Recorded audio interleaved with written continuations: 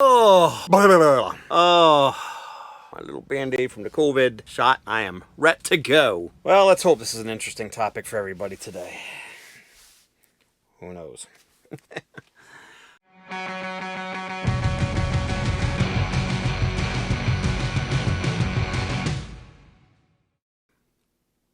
Hello, and welcome to a new edition of True Audio Files.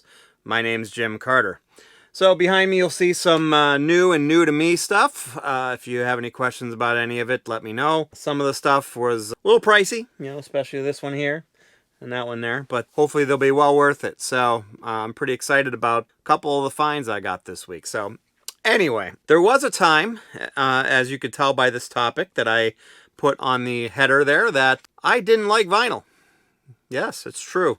There was a time back, basically, when I was kind of like a teenager. I was tired of the crackles and the pops and the fact that I couldn't take it with me, when riding my bike, or eventually put it in my car and things like that. So, obviously I had to settle for a while anyways for cassettes.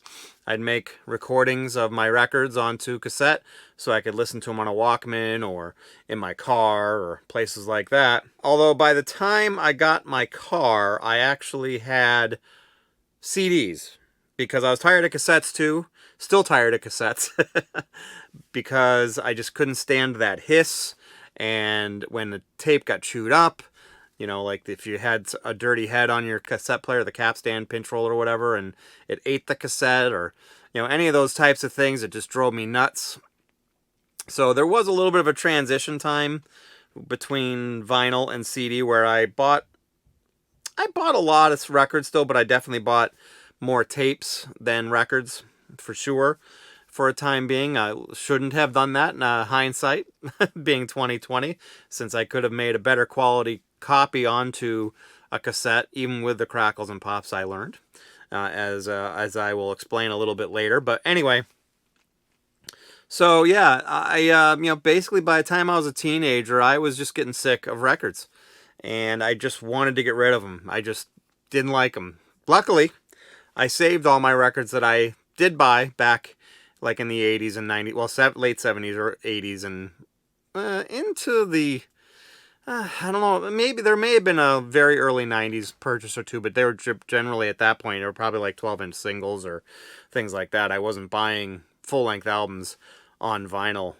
past, I'm pretty sure it was probably the summer of 86, somewhere in that vicinity anyways, because I know I'm quite certain my first two CDs were Motley Crue, Theater of Pain, and Rolling Stones' Dirty Work. I basically bought a CD player and two CDs to get me started. So that's basically, once I went to CD and just loved the fact that, I had no surface noise and no crackles and pops, and, when it came to tapes, the only hiss that was there was the hiss from the original recording, and, I didn't have to worry about the tape getting wrapped up inside of the tape heads of a tape player or recorder. I could go to any track I wanted to instantly. It was just a godsend for me back then.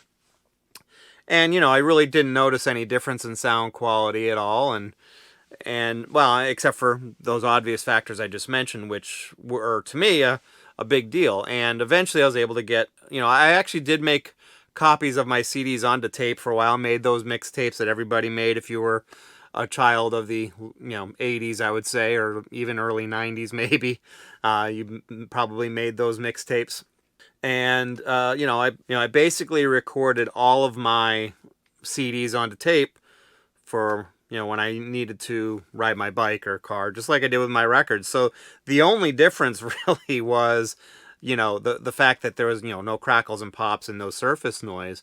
Because I actually had a decent turntable back then. I bought a used turntable, a pretty high-end Technics turntable back then. It wasn't, the most popular SL1200, but it was a linear tracking, a pretty high-end turntable for the day that I got used. And it sounded decent. I didn't have a super high-end cartridge on it or anything. But anyway, CDs just were more compact, basically didn't have all the things that I didn't like about records and cassettes. So they were the thing for me for many, many years. And then I, got into, the whole SACD craze when they first came out, because I was working at a hi-fi store back then, and I also got into, a little bit later on, the high resolution audio downloads as well, and I still get those to this day. But it all started for me back again with vinyl when I picked up a collection of albums from someone on, I think it was Craigslist or something, and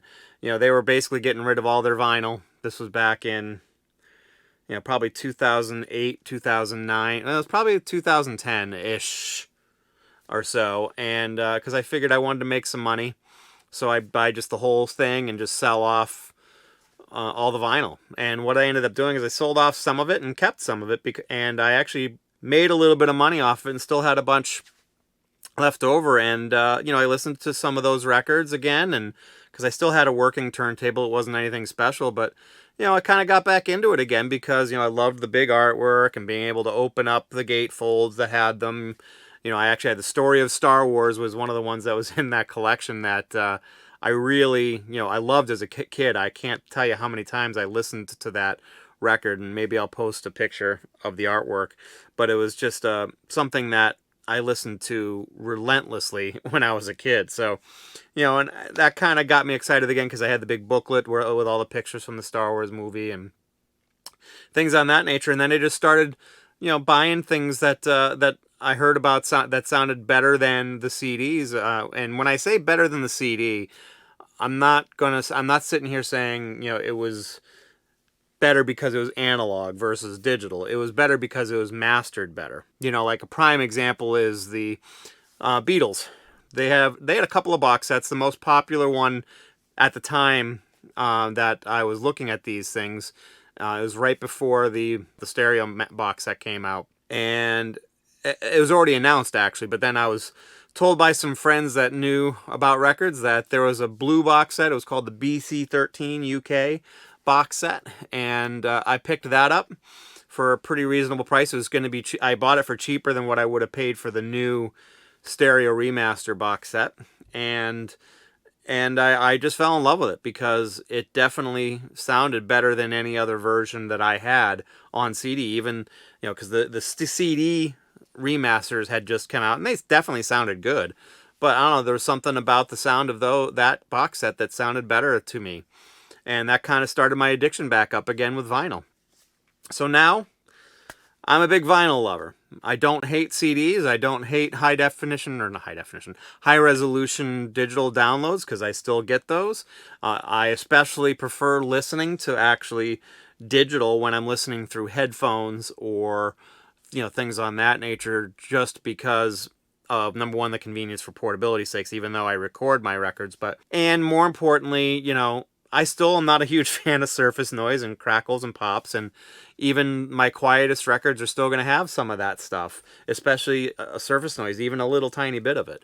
And when you listen through headphones, it's almost like it's magnified. So I will listen to records primarily just through my main stereo system, my listening room stereo system.